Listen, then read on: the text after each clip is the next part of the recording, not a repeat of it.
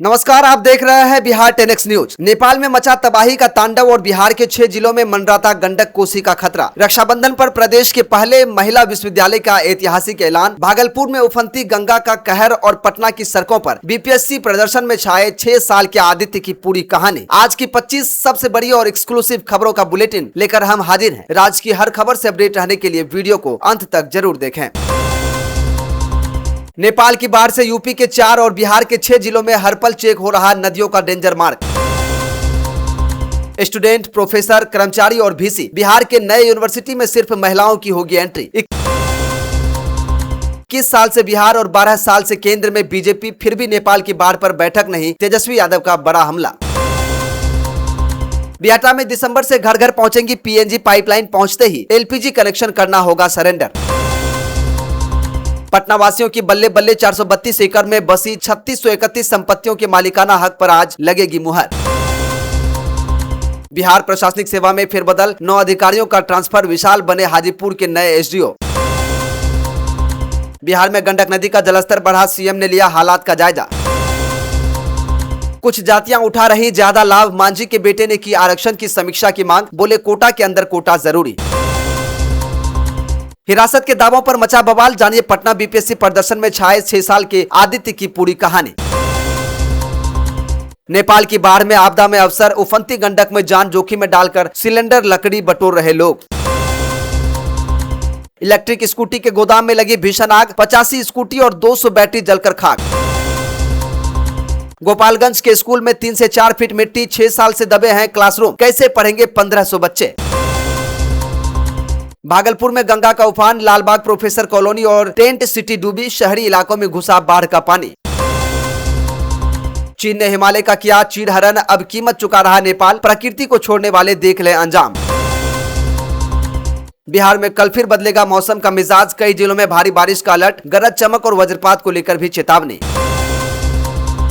चलिए खबरों को जानते हैं अब विस्तार से। चीन सीमा से सटे नेपाल के इलाकों में बुधवार को आई भीषण बाढ़ और बादल फटने की घटना ने भारी तबाही मचाई है। तिब्बत की ओर से आए पानी के तेज बहाव से त्रिशूली और भोटेकोशी नदियां उफान पर हैं, जिससे नेपाल में 160 से ज्यादा लोगों की मौत और 750 से अधिक लोगों के लापता होने की खबर है। नेपाल के बैराजों से पानी छोड़े जाने के बाद गंडक और कोसी नदी का जलस्तर तेजी से बढ़ रहा है। इसे देखते हुए बिहार सरकार ने 6 सीमावर्ती जिलों में रेड अलर्ट जारी कर दिया है। नदियों के डेंजर मार्ग पर 24 घंटे निगरानी रखने के निर्देश भी दिए गए हैं।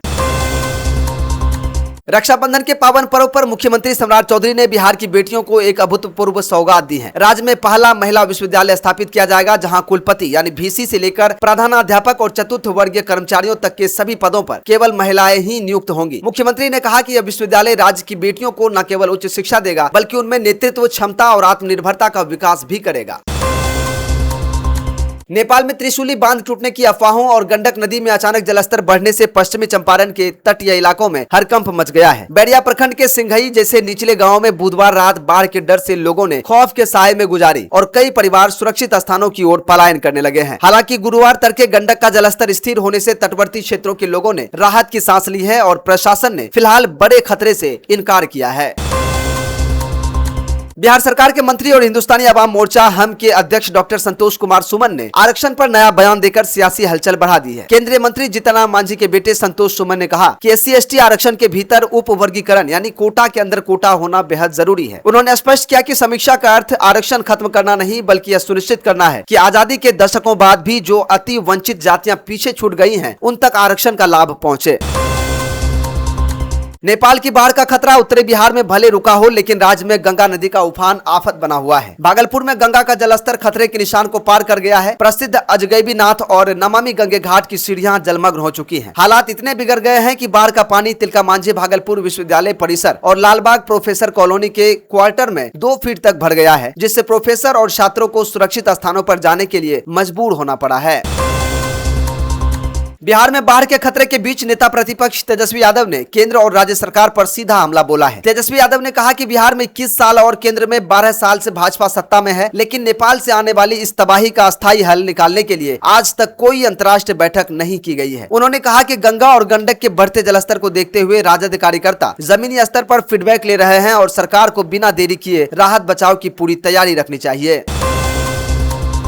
बिहार नेपाल सीमा से अवैध रूप से भारत में घुसपैठ करने वाले विदेशी नागरिकों पर अब कड़ा रुख अपनाया जाएगा। भारत नेपाल सीमा सुरक्षा समीक्षा बैठक में एसएसबी और पुलिस अधिकारियों को निर्देश दिए गए हैं कि सजा पूरी कर जेल से छूटने वाले विदेशी नागरिकों को अब भारत में रहने नहीं दिया जाएगा, बल्कि नियम के तहत सीधे उनके देश पूछबैक किया जाएगा। इसके अलावा घुसपैठियों के दस्तावेजों और पहचान की गहनता से जाँच करने के आदेश दिए गए हैं।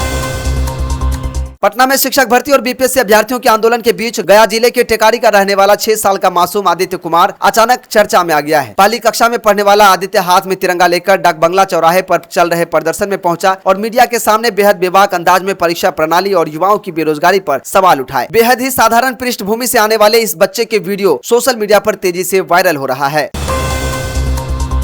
नेपाल में आई आपदा और बिहार की नदियों में बढ़ते जलस्तर को देखते हुए राजद सुप्रीमो लालू प्रसाद की बेटी रोहिणी आचार्य ने राज्य सरकार से विशेष सतर्कता बरतने की अपील की है। रोहिणी ने सोशल मीडिया प्लेटफॉर्म एक्स पर लिखा और मांग किया कि कोसी, गंडक, बागमती और कमला बलान बैराज के तटबंधों पर 24 घंटे पुलिस और इंजीनियरों की गश्ती दल तैनात की जाए। साथ ही साथ संवेदनशील इलाकों में मरम्मत के लिए पर्याप्त बालू की बोरियां और जियो बैग्स पहले से ही तैयार रखे जाएं।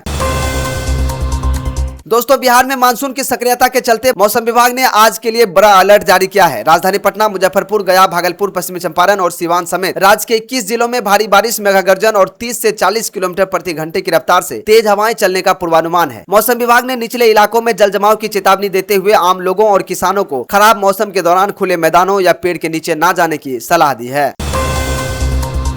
तो दोस्तों, ये थी आज की पूरे बिहार की 25 सबसे बड़ी और जरूरी खबरें। महिला यूनिवर्सिटी के ऐलान और बाढ़ की तैयारियों पर आपकी क्या राय है, हमें कमेंट करके जरूर बताएं। बिहार के हर हलचल सबसे पहले और सटीक पाने के लिए बिहार 10X न्यूज को सब्सक्राइब करें और बेल आइकन को दबाएं। कल फिर मिलेंगे इसी समय इसी तरह की खबरों के साथ। तब तक के लिए देखते रहिए बिहार 10X न्यूज। नमस्कार, जय हिंद, जय बिहार।